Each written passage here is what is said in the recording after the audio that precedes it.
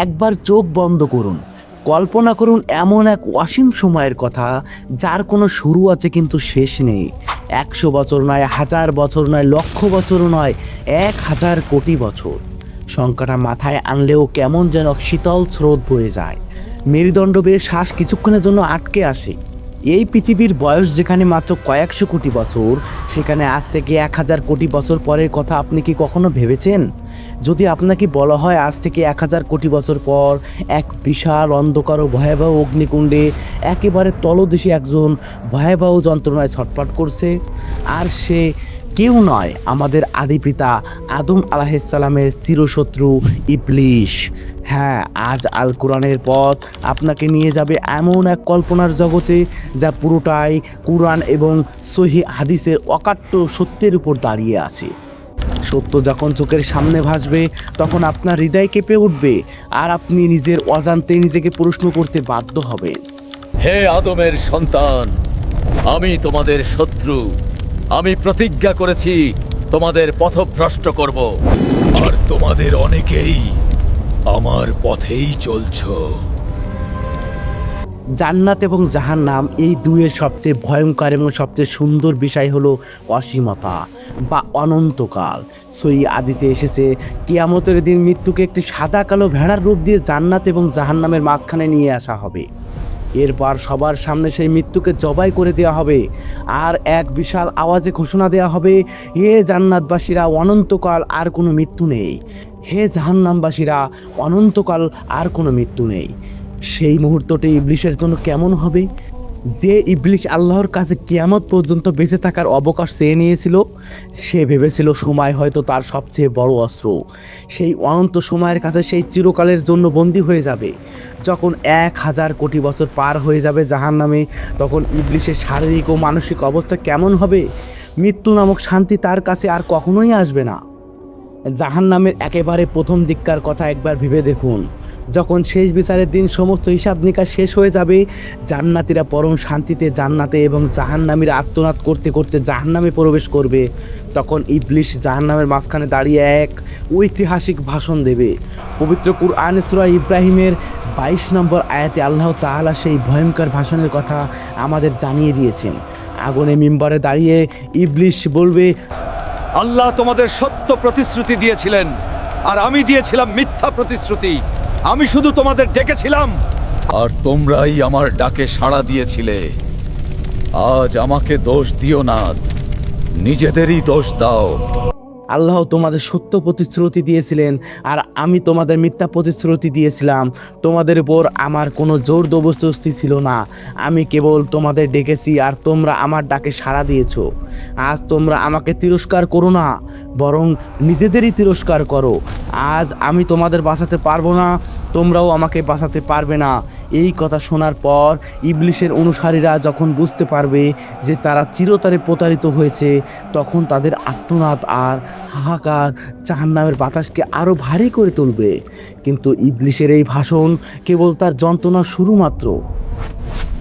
সময় গড়িয়ে যেতে থাকবে, একদিন 2 দিন নয়, কুরআনের ভাষায় আখিরাতের একদিন আমাদের এই দুনিয়ায় 1000 বছরের সমান।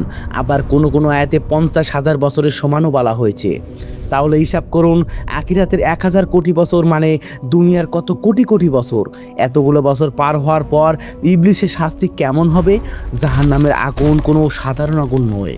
হাদিসে এসেছে, দুনিয়ার আগুনকে 70 ভাগ শীতল করার পর তা আমাদের ব্যবহার করার উপযোগী হয়েছে।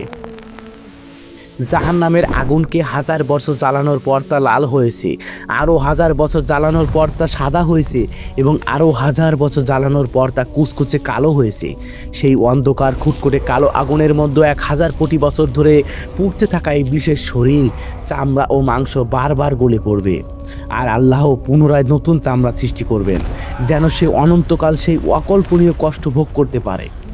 কুরআনে বলা হয়েছে, তাদের পরানো হবে আগুনের পোশাক, তাদের মাথার উপর ঢেলে দেওয়া হবে ফুটন্ত পানি, যা তাদের চামড়া ও পেটের ভেতরে সব কিছু গলিয়ে দেবে।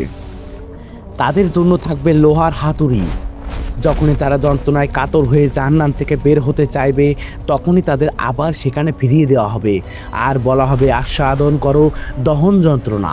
1000 কোটি বছর পর ইবলিশের শরীর এই হাতুড়ির আঘাতে কতটা ক্ষতবিক্ষত হবে তা কি একবার কল্পনা করতে পারি?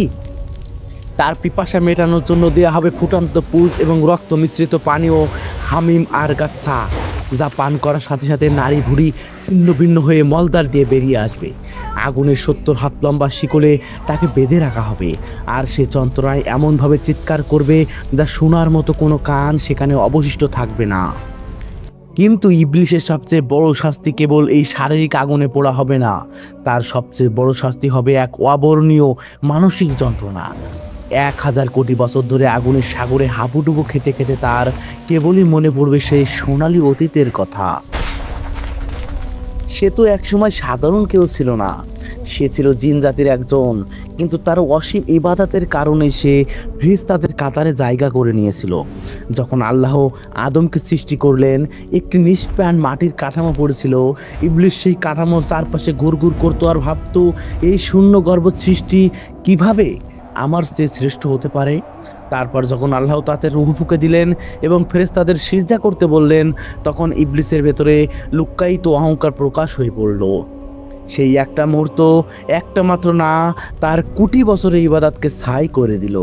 আমি আগুনের তৈরি আর আদম মাটির তৈরি, এই একটি মাত্র অহংকারের বাক্য তাকে আজ এই চিরস্থায়ী যন্ত্রণার অতল গহরে নিক্ষেপ করেছে। এই অনুশোচনা, এই আফসোস তাকে জাহান্নামের আগুনের চেয়েও কোটি গুণ বেশি দহন করবে। সে বারবার আল্লাহর কাছে ক্ষমা চাইতে থাকবে, কিন্তু জাহান্নামের দরজা চিরতরে বন্ধ হয়ে গেছে। 1000 কোটি বছর পর তা আর কোনো আশা থাকবে না, কেবলই অনন্ত নৈরাশ্য আর নিঃসঙ্গতা। একবার ভাবুন তো, যে ইবলিশ দুনিয়াতে কোটি কোটি মানুষের ধোঁকা দিয়ে বিপদে নিয়ে গিয়েছিল, জাহান্নামে সে সম্পূর্ণ একা। তার কোনো বন্ধু থাকবে না, কেউ তার প্রতি বিন্দু সহানুভূতি দেখাবে না, বরং তার দ্বারা প্রতারিত হওয়া কোটি কোটি মানুষের জাহান্নামের তলদেশ থেকে তাকে অভিশাপ দিতে থাকবে। তার আল্লাহর কাছে ফরিয়াদ করে বলবে, হে আমাদের রব, এই ইবলিশই আমাদের পথভ্রষ্ট করেছিল, আজ আপনি তাকে আমাদের চেয়ে দ্বিগুণ বেশি শাস্তি দিন। চারিদিক থেকে দিয়ে আসা এই অভিশাপ আর ঘৃণার মধ্যে 1000 কোটি বছর ধরে ইবলিশ তিল তিল করে দগ্ধ হতে থাকবে। তার অহংকারের চূড়াটি চূর্ণ বিচূর্ণ হয়ে জাহান্নামের সবচেয়ে নিকৃষ্ট ধুলায় পরিণত হবে।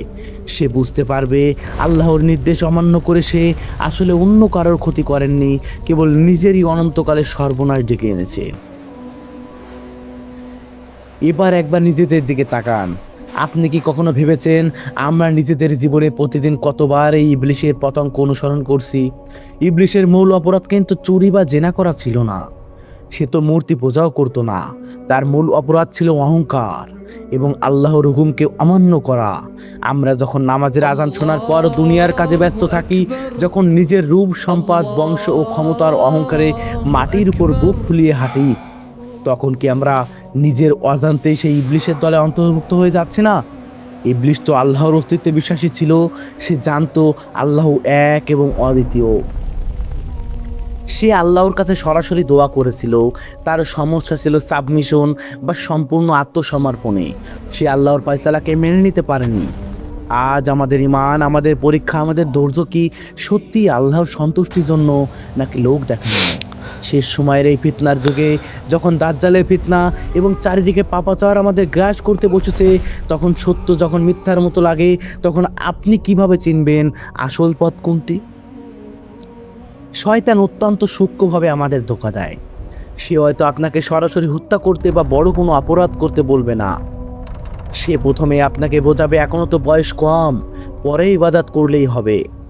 সে আপনাকে আপনার নামাজ থেকে দূরে সরাবে না, বরং আপনার নামাজের ভেতর থেকেই একাগ্রতা চুরি করে নেবে। সে আপনাকে দান সৎকার করতে উৎসাহিত করবে, কিন্তু সাথে সাথে মনে অহংকার ঢুকিয়ে দেবে যেন সেই আমল বাতিল হয়ে যায়। আজ আমরা স্মার্টফোনের স্ক্রিনে ঘন্টার পর ঘন্টা কাটিয়ে দিচ্ছি, চোখের সামনে হারাম দৃশ্য দেখছি, গীবত, পরনিন্দা আর মিথ্যার সাগরে ডুবে আছি, অথচ আমরা ভাবছি আমরা তো ভালোই আছি।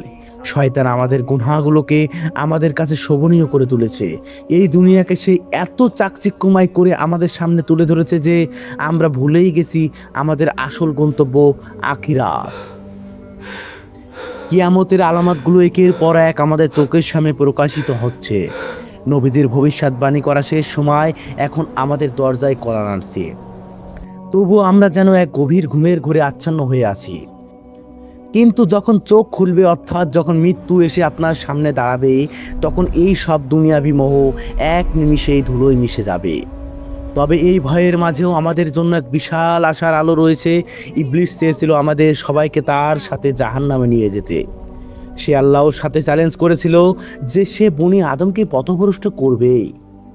কিন্তু আল্লাহ তাআলা পরম করুণাময় এবং দয়ালু, তিনি ইবলিসকে অবকাশ দিয়েছেন ঠিকই, কিন্তু সাথে সাথে আমাদের জন্য তওবার এক বিশাল দরজাও খোলা রেখেছেন।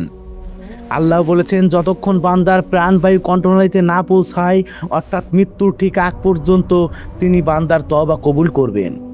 নবীদের শিক্ষা আমাদের এটাই শেখায় যে মানুষ স্বভাবগতভাবে ভুল করবেই, কিন্তু ভুল করার পর সে অনুতপ্ত হয়ে আল্লাহর কাছে ফিরে আসে।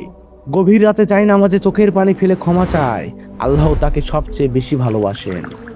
আল্লাহর রহমত এত বিশাল যে আকাশ ছোঁয়া গুনাহ নিয়ে আসলেও তিনি এক নিমিষেই সব ক্ষমা করে দিতে পারেন, যদি সেই তওবা হয় খাঁটি ও আন্তরিক। আল্লাহর সাহায্য তাদের জন্য আসে যারা ধৈর্য ধারণ করে এবং আল্লাহর উপর পূর্ণ তাওয়াক্কুল করে। জানেন, ইবলিস ডুববে কেঁদে উঠে যখন বনি আদম আল্লাহর সামনে সিজদায় লুটিয়ে পড়ে, কারণ সে খুব ভালো করেই জানে এই সিজদায় তাকে জান্নাত থেকে বের করেছিল, আর এই সিজদায় মানুষকে চিরস্থায়ী জান্নাতে নিয়ে যাবে। আমাদের জীবনের সময় খুবই সীমিত এবং অজানা। এই ছোট্ট জীবনের প্রতিটি সেকেন্ড, প্রতিটি নিঃশ্বাস আমাদের নিয়ে যাচ্ছে সেই অনন্তকালের দিকে। আজ হয়তো আপনার কাছে সময় আছে, সংশোধনের সুযোগ আছে, শরীর সুস্থ আছে, হাত পা কাজ করছে, কিন্তু কাল হয়তো এই সুযোগ আর থাকবে না। 1000 কোটি বছর পর জাহান্নামের অতল গহরে ইবলিসের সেই হৃদয় বেতারক আর্তনাদ আর হাহাকারের কথা স্মরণ করুন। আর আজই এখনই নিজের রবের দিকে ফিরে আসুন। হৃদয়ের সমস্ত অহংকার ধুলোয় মিশিয়ে দিয়ে মাটির মানুষ হয়ে মাটিতে লুটিয়ে পড়ুন কেবল আপনার রবের সন্তুষ্টির জন্য। আল কোরআনের পথ সবসময় চেষ্টা করে আপনাদের সামনে সত্যকে এমনভাবে তুলে ধরতে যেন আপনাদের ঘুমন্ত বিবেক জাগ্রত হয় এবং আমরা সঠিক পথ চিনতে পারি। আসুন আমরা যেন সেই দুর্ভাগাদের অন্তর্ভুক্ত না হই যাদের জন্য অনন্তকালের আক্ষেপ আর আগুন অপেক্ষা করছে। ভিডিওটি শেষ হওয়ার পর অন্তত 1 মিনিট একা বসে নীরবে ভাবুন, আপনার জীবনের গন্তব্য কোথায়? এই পৃথিবীর রঙিন মরীচিকা কি আপনাকে সেই চিরস্থায়ী জাহান্নামের দিকে নিয়ে যাচ্ছে না তো? সময় ফুরিয়ে যাওয়ার আগেই ফিরে আসুন, কারণ আপনার দয়াময় আল্লাহ আপনার ফেরার অপেক্ষায় আছেন। আল কোরআনের পথ, সত্যের সন্ধানে জান্নাতের পথে।